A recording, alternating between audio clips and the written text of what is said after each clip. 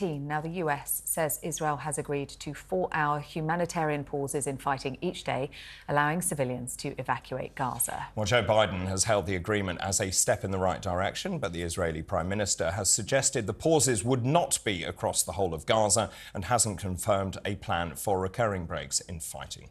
Joining us now is Colonel Richard Kemp, former commander of British forces in Afghanistan. Colonel Kemp, thank you very much indeed for joining us this morning.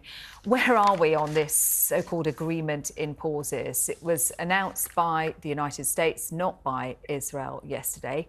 Is it a breakthrough, or is it going to make very little difference?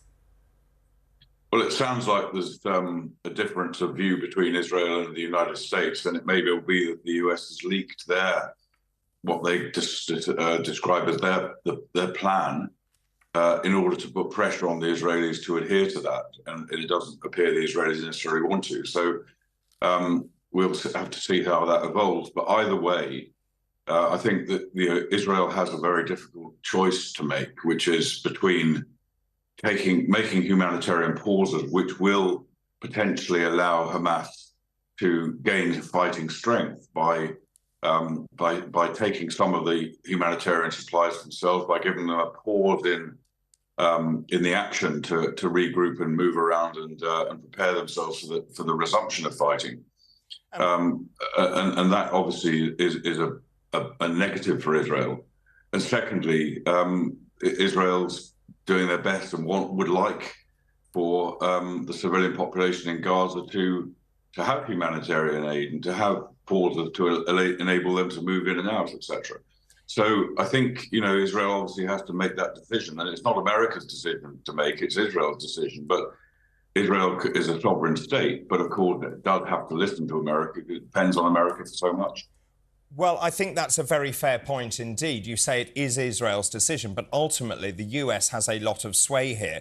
Antony Blinken urging Israel to stop the siege of Gaza. We've heard about these humanitarian pauses. Also, real concern about what Netanyahu is saying. 1 minute he says they won't take control of Gaza. Then he says, well, actually, in the short term, they need to take control of Gaza instead of a Palestinian Authority. That flies in the face of what the United States is saying. What's your view of where we are in terms of the number of people that have been killed as a result? We believe something like 10,000 Palestinians. We know 1,400 people were murdered going back, 4 weeks ago. But just in terms of where we are, how do you view the ongoing conflict? I think the first thing I'd say is that we have to be extremely cautious of this figure of 10,000 because it comes from the Gaza Health Ministry, which is controlled by Hamas. And in past conflicts of this nature, the Gaza Health Ministry and Hamas have dramatically inflated the number of casualties. I don't know what the figure is today. Richard Kemp saying it, the US, the Biden administration yesterday, saying actually they think that's an underestimation of 10,000. Perhaps they do, but where do they get that information from is a question. The only source of casualty figures at the moment comes from Hamas, and people like the UN, the White House, and others who quote those figures are simply regurgitating what Hamas is saying. Now, they know they're doing that, and they may have political reasons for saying that. But either way, we don't know. None of us really know. What we do know is that the figures given by Hamas, the 10,000, they don't make any differentiation between terrorists and civilians. And therefore, how many of those 10,000 are terrorists? Maybe 8,000, maybe 5,000. We don't know. Could be less. Well, I mean, over 4,000 of them are said to be children, aren't they? Well, they're said to be children. Yes, they are. But that doesn't mean that we don't. We don't just take Hamas as, at least I don't anyway. You may do. I don't take Hamas as anything that Hamas says. This is a proscribed terrorist organisation. No, but we do listen to the UN, don't we? We do listen to the United States.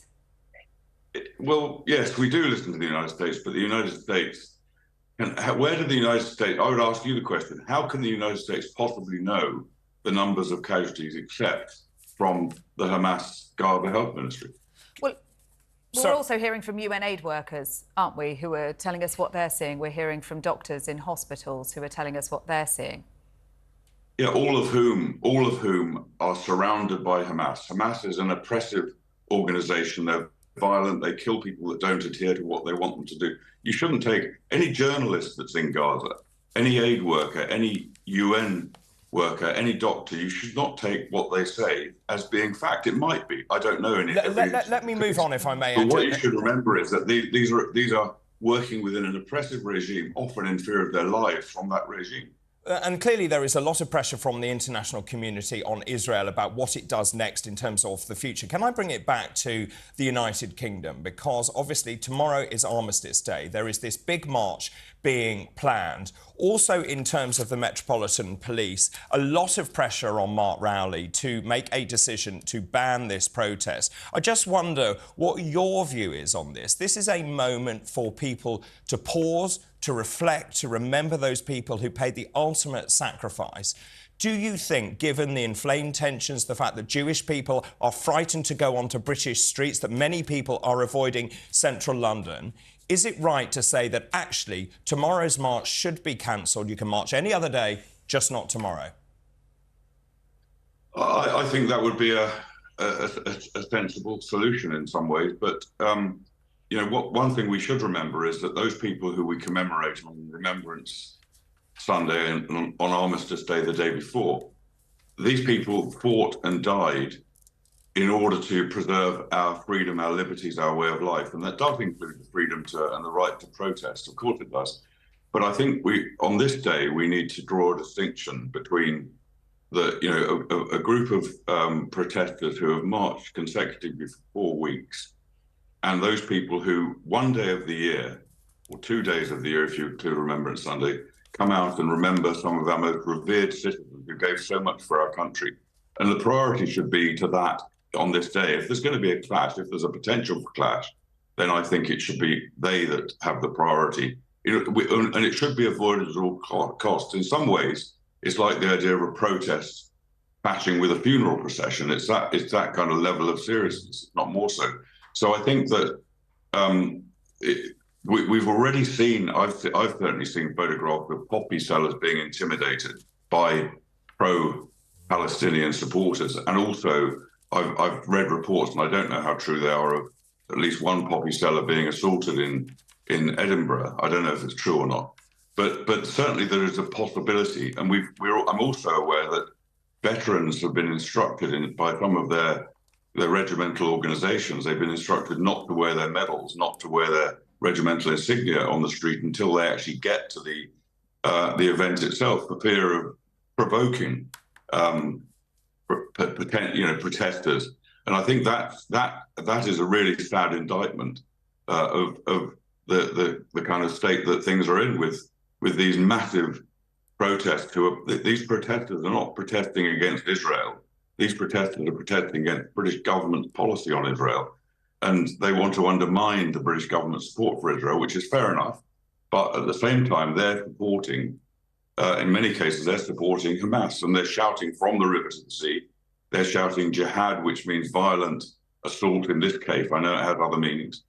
And therefore, I think we should look in a very different way on these protesters to normal, shall we say, ordinary protesters who are not advocating for the destruction of a friendly state and terrorist violence.